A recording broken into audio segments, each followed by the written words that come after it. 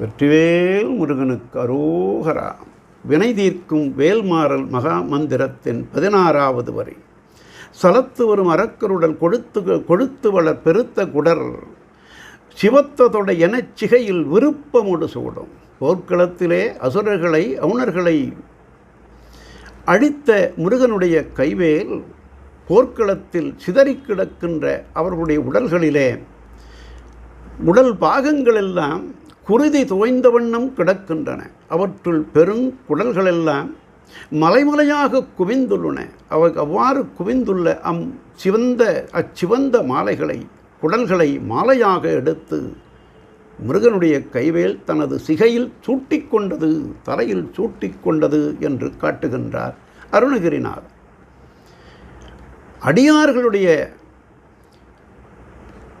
துயரத்தை நீக்கிய அளவிலே தேவேந்திரன் முதலிய தேவாதி தேவர்களையெல்லாம் காத்து சேனாபதியாக இருந்து போர்க்களத்திலே வென்ற முருகப்பெருமானது வெற்றி திறம், அவனுடைய வேலுடைய திறம், இந்த வேல்மாறல் மகா மந்திரத்தினால் ஒவ்வொரு வரியிலும் அவனது முருகப்பெருமானது கைவேலின் பெருமையை வீர முழக்கத்தை நமக்கு காட்டி வந்தார் அருணகிரிநாதர்.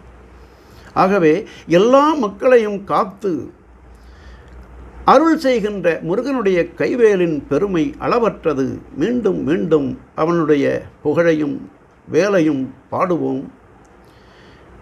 முருகனுடைய கைவேலின் திறம் எண்ணற்றது. அவற்றையெல்லாம் மீண்டும் மீண்டும் சிந்திக்குமாறு இந்த வேல்மாறல் மகா மந்திரத்தை நிறைவு செய்து, எந்தாயும் எனக்கொருள் தந்தையும் நீ சிந்தாகுலமானவை தீர்த்து எனையாள் கந்தா கதிர்வேலவனே உமையாள் மைந்தா குமரா மறை நாயகனே என்று அருணகிரிநாதர் கந்தர் அனுபூதியிலே பாடுவது போல எம்மையெல்லாம் காத்தருள் ஐயா என்று அவனை வேண்டி அவனுடைய திருவடிகளை மன்றாடி கேட்ட படித்த மகிழ்ந்து பாடிய அத்தனை உள்ளங்களுக்கும் முருகனுடைய திருவருள் முன்னின்று காக்கும் காக்கும் என்று சொல்லி